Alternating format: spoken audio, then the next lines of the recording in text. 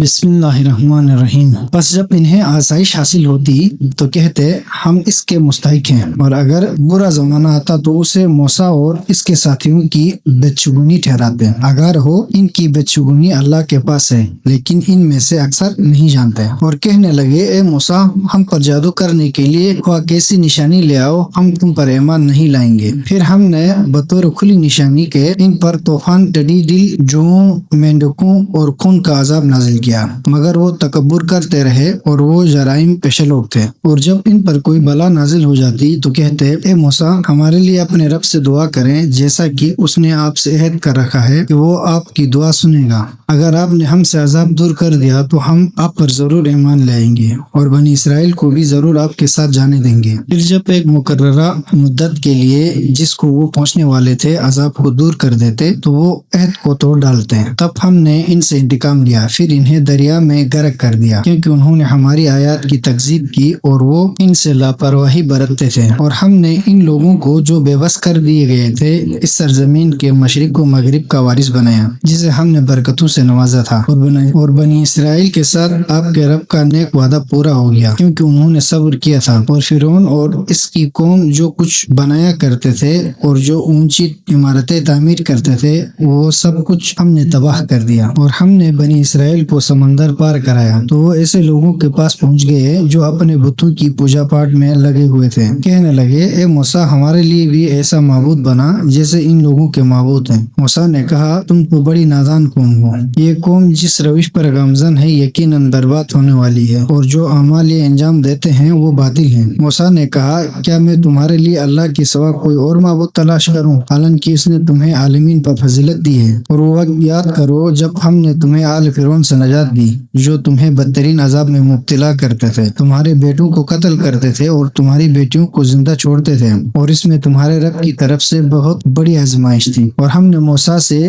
30 راتوں کا وعدہ کیا اور 10 دیگر راتوں سے اسے پورا کیا۔ اس طرح ان کے رب کی مقررہ میعاد 40 راتیں پوری ہو گئیں۔ اور موسیٰ نے اپنے بھائی ہارون سے کہا میری قوم میں میری جانشینی کرنا اور اصلاح کرتے رہنا اور مفسدوں کا راستہ اختیار نہ کرنا۔ اور جب موسیٰ ہمارے مقررہ میعاد پر آئے اور ان کے رب نے ان سے کلام کیا تو کہنے لگے میرے رب مجھے جلوہ دکھا کہ میں تیرا دیدار کروں۔ فرمایا تم مجھے ہرگز نہ دیکھ سکو گے، لیکن اس پہاڑ کی طرف دیکھو، بس اگر وہ اپنی جگہ قائم رہا تو تم مجھے دیکھ سکو گے۔ پھر جب ان کے رب نے پہاڑ پر تجلی فرمائی تو اسے ریزہ ریزہ کر دیا، اور موسیٰ غش کھا کر گر پڑے۔ پھر جب ہوش میں آئے تو عرض کرنے لگے پاک ہے تیری ذات، میں تیری بارگاہ میں توبہ کرتا ہوں اور میں ایمان لانے والوں میں سب سے پہلا ہوں۔ فرمایا اے موسیٰ، میں نے لوگوں میں سے آپ کو اپنے پیغامات اور ہم کلامی کے لیے منتخب کیا ہے، لہٰذا جو کچھ میں نے آپ کو عطا کیا ہے اسے اخذ کریں اور شکر گزاروں میں سے ہو جائیں۔ اور ہم نے موسیٰ کے لیے توریت کی تختیوں پر ہر قسم کی نصیحت اور ہر چیز کی تفصیل لکھی، اور حکم دیا کہ اسے پوری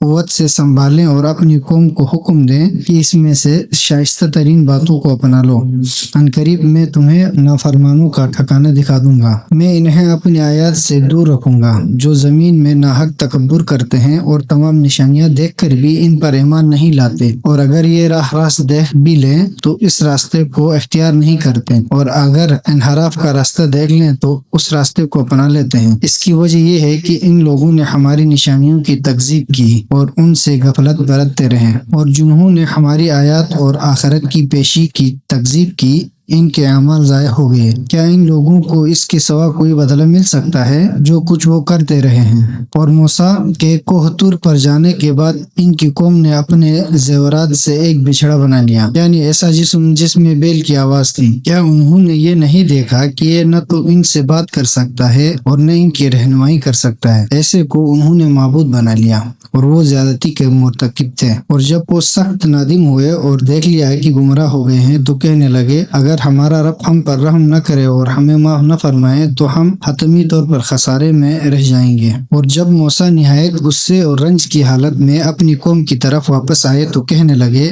تم نے میرے بعد بہت بڑی جانشینی کی، تم نے اپنے رب کے حکم سے عجلت کیوں کی؟ اور یہ کہہ کر تختیاں پھینک دی اور اپنے بھائی کو سر کے بالوں سے پکڑ کر اپنی طرف کھینچا۔ ہارون نے کہا اے ماجائی، یقیناً قوم نے مجھے کمزور بنا دیا تھا اور وہ مجھے قتل کرنے والے تھے، لہٰذا آپ دشمنوں کو مجھ پر ہنسنے کا موقع نہ دیں اور مجھے ان ظالموں میں شمار نہ کریں۔